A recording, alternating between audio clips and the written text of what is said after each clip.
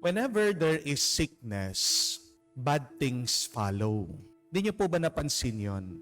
Pag merong may sakit, may masama na may kasunod. May masama na nangyayari. Bago man ang paggaling, bago man ang paghilom, bago man bumuti ang may sakit, may mga masasama na mangyayari. May masama kang mararanasan. That is the painful reality. Isa sa mga pinakamasakit, pinakamahirap na karanasan natin ay yung pag tayo ay dumadaan sa sakit. Hindi mo maaalis na pag mayroong may sakit sa inyo, nag-aalala ka. Hindi ka makatulog, hindi ka makapagpahinga. Kaya nga pati ikaw, nagkakasakit ka na rin. Di po ba? Pag merong may sakit, sigurado, mauubos ang pera nyo. Pagkayaman-yaman mo, pagpatuloy ang sakit, gusto mo't hindi, mauubusan at mauubusan ka ng pera. Mauubos ang iyong ari-arian. Amen? Kahit na makapangyarihan ka, kahit na influential ka, kahit na sikat ka, sa karamdaman, pantay-pantay lahat ng mga tao. Amen? Pag merong taong may sakit sa pamilya, nagkakaroon ng takot, nagkakaroon ng galit, minsan hindi maalis ang galit inis sa Diyos. Anong sinasabi? Bakit kami? Bakit ako? Ito pong aking tito, nagkaroon ng sakit yung kanyang apo. Bigla nakita nila may tumor sa utak. 1 years old na bata. Umiiyak itong aking tito. Sabi, Father, bakit ito pang bata? Bakit hindi na lang ako? Alam naman ng Diyos ako yung makasalanan. Alam naman ng Diyos yung mga pagkukulang ko. Ako na lang. Hindi ko matiis na makita ko yung apo ko na nahihirapan. Lungkot, matinding lungkot. At gusto natin hindi kahit na anong gawin natin para pagalingin yung may sakit. Pag panahon na niya. Di po ba? Pinaglaban mo, pinagdasal mo, dinala mo sa lahat ng mga pinakamagagaling na doktor at hospital.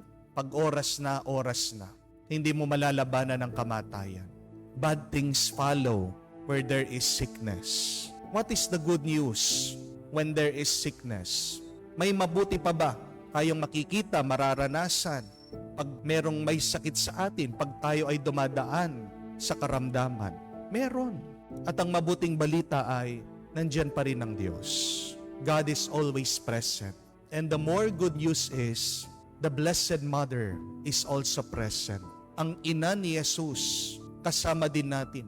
Ang ina ni Jesus, alam din niya yung ating pinagdaraanan. Oo, masama ang ating nararanasan pag tayo ay may sakit. Pero wag nating kalimutan na sa gitna ng ating sakit, sa gitna ng ating malubhang karamdaman, nandyan ang Diyos, nandyan si Jesus, at pinagdarasal tayo ng mahal na ina. At alam niyo pa po ba kung ano ang mabuting balita?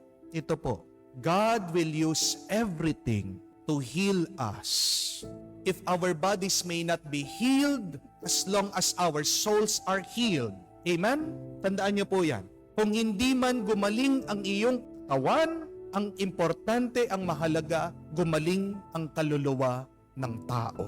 And God will use everything to heal you physically, emotionally, and spiritually. Yan ang pinapaalala ng pagpapakita ng mahal na ina doon sa Lourdes. Kanino nagpakita ang mahal na ina? Dito sa isang babae, ang pangalan si Bernadette. Tinatanong ng mga tao, bakit sa iyo nagpakita ang mahal na ina? Anong sagot po ni Bernadette? Because I am the most stupid in Lourdes, sabi niya.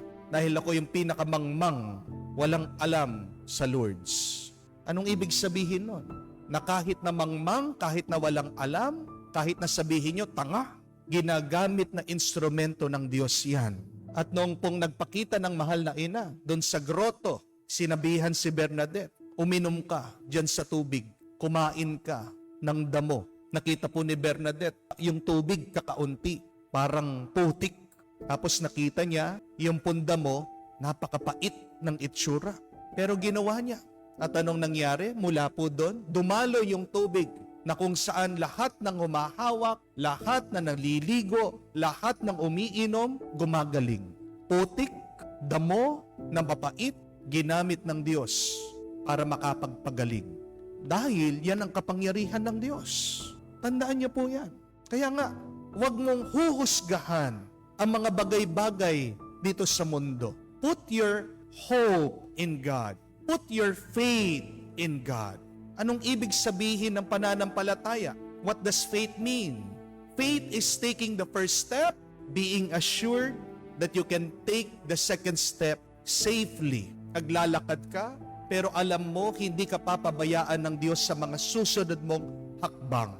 Yun po yung ibig sabihin ng pananampalataya. Ginagawa mo yung makakaya mo, pero alam mo, sa harapan mo, sa susunod, sa kinabukasan mo, nandyan ang Diyos. Gagabayan ka, tutulungan ka niya. Walang tao ang may gusto na dumaranas ng sakit, di po ba? May kanya-kanya tayong sakit. Sakit ng pangangatawan, emosyonal na sakit, merong mga karanasan na hindi natin makalimutan, merong mga taong hindi natin mapatawad sa ating buhay. Sakit ng ating mga kaluluwa, meron tayong mga kasalanan na hindi mabitawan. Pero tandaan niyo po yan, pag may sakit ka, ano man yan, sa katawan, sa isip, sa puso, sa kaluluwa, susunod dyan masama. Where there is sickness, bad things follow. Pero wag mong kalimutan, sa iyong sakit, nandyan din ang Diyos. Nandyan ang ating mahal na ina. Gusto kanyang gumaling.